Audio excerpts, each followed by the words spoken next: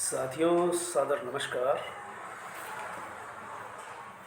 पिछले कई सालों से राज्यपाल का पद पर जितनी चर्चा होती रही, नागरिक शास्त्र या राजनीति शास्त्र पढ़ने वाले विद्यार्थी अच्छी तरह से जानते हैं कि जो राष्ट्रपति महामहिम भारत की प्रथम नागरिक होते हैं, उनके पास वीटो पावर नहीं होता। प्रधानमंत्री, संसद और कैबिनेट के बाद जो कानून बनने के लिए राष्ट्रपति के पास जाता है, उसे राष्ट्रपति अंततः हस्ताक्षर करके आगे बढ़ा देता है। कभी कभार अगर नहीं बढ़ाया तो दूसरी बार उसे पास करना ही होता है। इसी तरह से राज्यपाल हर राज्य में राष्ट्रपति के एक तरह से प्रतिनिधि होते हैं। राज्यपाल को भी इसी तरह से कोई पावर नहीं होता। अगर विधानसभा ने कोई पास करके भेज दिया तो उसे वो अपने पास एक समय सीमा तक रोक सकता है। इसके बाद हस्ताक्षर करके वापस लौटाना पड़ता है। लेकिन पिछले एक दशक से अखबार पढ़ने वाले हर नागरिक को पता है कि केरल के राज्यपाल हो, दिल्ली के राज्यपाल हो, तमिलनाडु, आंध्र प्रदेश, कलकत्ता के राज्यपाल हो, इनकी मुख्यमंत्रियों से मुठभेड़ होती रही। ऐसा लगता है जैसे केंद्र सरकार के वे एक अघोषित कार्यकर्ता की तरह काम करते हुए नजर आ रहे हैं। संविधान को लेकर के भीमराव अंबेडकर ने कहा था कि संविधान अपनी जगह पर है, इससे चलाने वाले पर निर्भर करता है। अगर वे अच्छे नहीं हैं तो संविधान कुछ भी नहीं कर सकता। और यही बात साबित होती है कि संविधान चलाने वाले कैसे हैं, इस पर निर्भर करता है। राज्यपाल संवैधानिक पद है, केंद्र सरकार का प्रतिनिधि होता है। अगर सरकार संवैधानिक तौर पर कार्य कर रही है तो राज्यपाल को जब तक कि संविधान की कोई बहुत बड़ी क्षति न हो रही या राष्ट्रपति शासन लगाना पड़ जाए, उस बात को छोड़ करके राज्यपाल सिर्फ हस्ताक्षर करने वाला, साइन करने वाला, रबर स्टैंप की तरह होता है। लेकिन ऐसा नहीं हुआ। अभी हाल ही में जेबी पारदीवाला ने तमिलनाडु, आंध्र प्रदेश की याचिकाओं पर, केरल की याचिकाओं पर फैसला देते हुए कहा कि राज्यपाल की सीमा होती है, राज्यपाल को सीमाओं में काम करना चाहिए।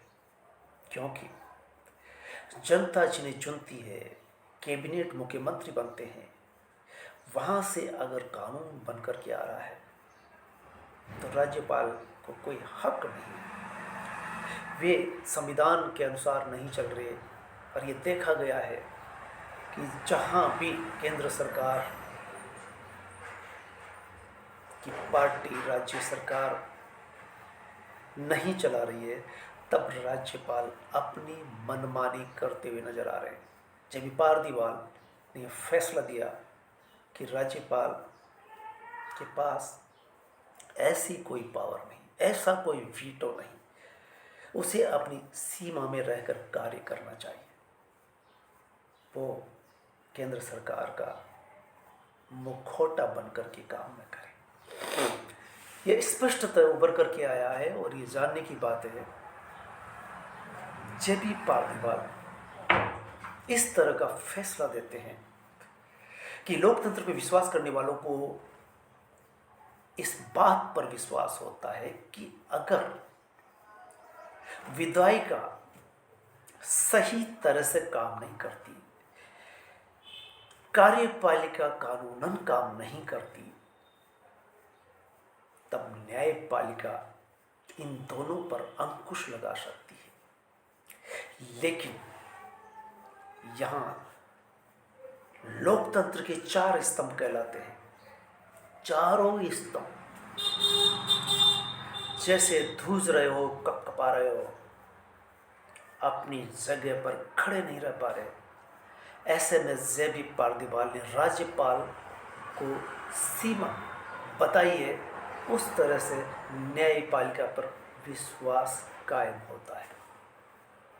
लेकिन मैं आज ही 4 PM संजय शर्मा को सुन रहा था, जो CJI DY चंद्रचूड़, जो हाल ही में सेवानिवृत्त हुए सर्वोच्च न्यायालय के मुख्य न्यायाधीश के पद से, उनके कई फैसले ऐसे आए जो केंद्र सरकार को एक तरह से सपोर्ट करते हुए, जहां कटघरे में खड़ा करना था, जहां उसे अंकुश लगाना था, जहां रोक लगानी थी,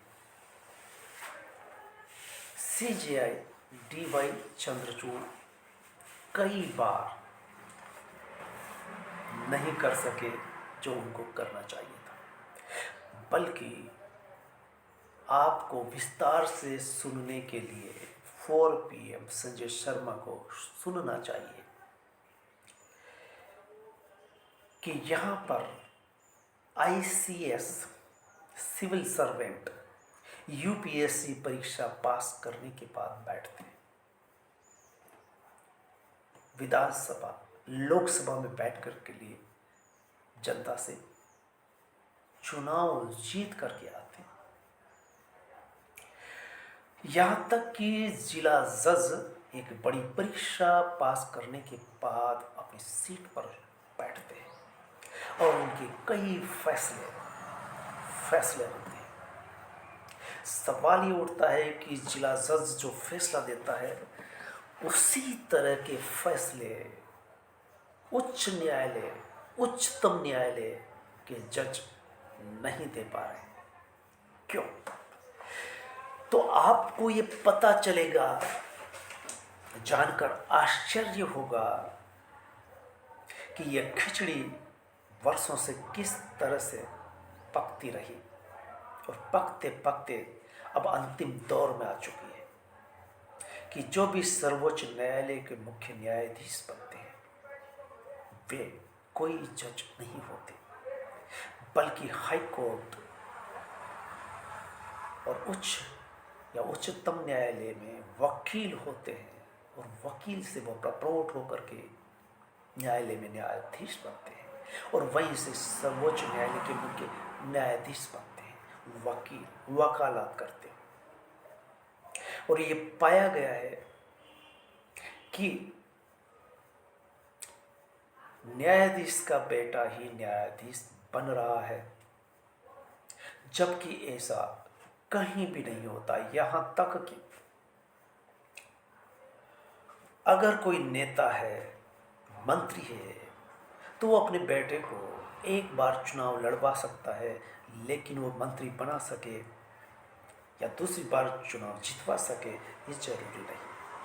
अगर अभिनेता है तो अपने रसूखात से एक बार फिल्म का नायक बना दे, चाहे वो अमिताभ बच्चन हो, जो अपने बेटे को एक अवसर दे सकता है, लेकिन एक बेहतरीन नायक बनाने का दावा नहीं किया जा सकता। एक डॉक्टर अपने बेटे को डॉक्टर बना सकता है, लेकिन एक रेपुटेड डॉक्टर होने के लिए उससे खुद को साबित करना होता है। ये पाया गया है कि नेता का बेटा नेता बन सकता है, लेकिन सर्वोच्च पद तक तो अपने बल पर ही पहुंचेगा। क्या न्यायाधीश, क्या कारण है कि सर्वोच्च न्यायालय के न्यायाधीश अब तक जो वकील होता है, और एक परंपरा ट्रेडिशन बन गई है कि वही सर्वोच्च न्यायालय का न्यायाधीश बनता है। सीजेआई डीवाई चंद्रचूड़ के पिता वाईवी चंद्रचूड़ 9 मई पिता 16वें भारत के मुख्य न्यायाधीश बनते हैं। 9 साल तक मुख्य न्यायाधीश रहते हैं वाईवी चंद्रचूड़। भारत के लंबे समय तक मुख्य न्यायाधीश रहते हैं 16वें। और ये आप विस्तार से सुन सकते हैं 4 PM के एक वीडियो में, जिसने ये एक बेहतरीन शोध करके खुलासा किया है कि क्या कारण है कि उच्च या उच्चतम न्यायालय के न्यायाधीश जो फैसला देते हैं वो सरकार के फेवर में क्यों कर जाते हैं। कारण क्या है। सीजेआई चंद्रचूड़ की एक दुखती लग रही है कि ठीक भारत के पीएम जिस तरह से फोटोग्राफी में विश्वास करते हैं, लाइमलाइट होना चाहते हैं, अखबारों में मीडिया की सुर्खियों में रहना चाहते हैं, उसी तरह से सीजेआई चंद्रचूड़ भी कोई अवसर नहीं खोते और अब सेवानिवृत्त हो चुके हैं। तो पता चलता है कि उनके पिताजी भी मुख्य न्यायाधीश थे और न्यायाधीशों का पैनल ही मुख्य न्यायाधीश बनाता है। भी सरकार उसे रिकमेंड करती है और राष्ट्रपति उस पर अपने हस्ताक्षर करती है। इस तरह से मुख्य न्यायाधीश बनता है। लेकिन राष्ट्रपति को तो वो रबर स्टैंप की तरह, अगर कैबिनेट की तरफ से कोई प्रस्ताव आया है तो अंततः राष्ट्रपति को वो रबर की स्टैंप लगानी ही होगी। हम वापस लौटते हैं कि जब पारदीवाल 9 मई 2022 को सर्वोच्च न्यायालय के न्यायाधीश बनते हैं और राज्यपाल के बेलगाम कामों पर, राजनीतिक कामों पर लगाम लगाते हैं। जेबी पारदीवाला 9 मई 2022 को न्यायाधीश बनते हैं और यह फैसला देते हैं। क्या कारण है कि न्यायाधीश का बेटा ही मुख्य न्यायाधीश तक बनता रहा, और यही कारण है कि राजनीतिक फैसले आते रहे। तो याद रहे, आज इतना ही, फिर हाजिर होंगे आपकी सेवा में।